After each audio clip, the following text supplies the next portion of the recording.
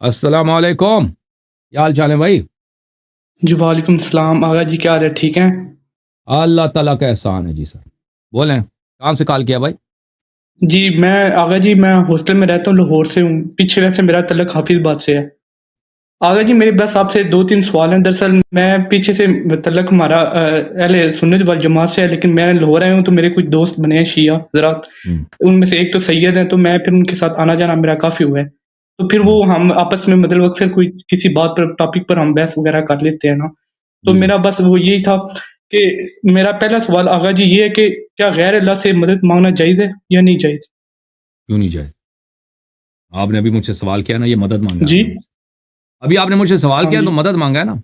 جی جی غیر اللہ، دیکھیں غیر اللہ کی عبادت حرام ہے، غیر اللہ سے مدد جی لینا جی یہ آغا جی انسان میں کی آغا جی میں اس انسان کو کی تھوڑا سا ڈیفائن کروں کہ دعا کرنا دعا غیر کرنا، اللہ سے دعا وہ کرنا بھی اگر عبادت کر رہا ہے نا، اگر عبادت کر رہے ہیں یعنی آپ کسی کو ہاں ہاں بھگوان سمجھ کر، اللہ سمجھ کر اس کے سامنے اچھا اس کو پکار رہے ہیں تو یہ حرام ہے، یہ کفر ہے۔ اگر اس کو اللہ نہیں سمجھتے، اچھا دیکھیں جی دعا کا جی کیا مطلب پکارنا، آپ کسی کو پکار رہے جی ہیں اللہ سمجھ کر، یہ کفر ہے۔ اس کو خدا سمجھ کر پکار رہے ہیں، چاہے مدد مانگے یا نہ مانگے، وہ کفر ہے، وہ شرک ہے۔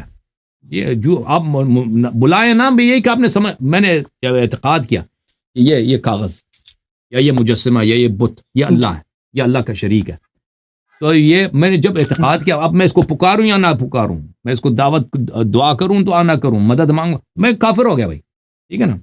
تو اصل بات یہ ہے، اب اگر میرا عقیدہ نہیں ہے کہ یہ چیز وہ ہے، کافر ہے۔ مثلا یہاں پہ ایک روباٹ ہے، ٹھیک ہے نا، روباٹ کو میں کہہ دیتا ہوں کہ بھائی روباٹ چائے بنا دے، وہ مجسمہ ہے نا، روباٹ ایک انسان کی شکل کا ہوتا ہے، وہ جا کے چائے بنا لیتا ہے، یا چائے نہیں بناتا، وہ خراب ہو جاتا ہے، ٹھیک ہے نا۔ تو میں نے جی غیر اللہ سے مدد مانگی ہے میں نے ایک مجسمے سے مدد مانگی، میں کافر ہو گیا؟ نہیں بھائی، کفر کیا ہے؟ کفر یہ ہے کہ آپ اچھا مشرک بنے۔ مدد مانگنا یہ نہ حدیث ہے نہ قرآن کی آیت۔ اب کل میری گفتگو ہوئی ہے نا، گزرے والے کل، وہاں پہ ایک مولوی صاحب آئے تھے، خلیل احمد صاحب، اس سے اسی بات پہ شاید 1 گھنٹہ بات ہوئی ہے، ان سے ایک دفعہ پہلے بھی اسی موضوع پہ بات ہوئی تھی۔ تو آپ دیکھیں یہ جو وہابی، یہ سب یہ فتنہ ابن تیمیہ کا ہے، ابن تیمیہ کے علاوہ کوئی نہیں کہا ہے کہ غیر اللہ سے مدد لینا کفر ہے، صرف ابن تیمیہ یہ کہتا ہے، اس نے پوری امت کی تکفیر کی اسی مسئلے پر، اوکے؟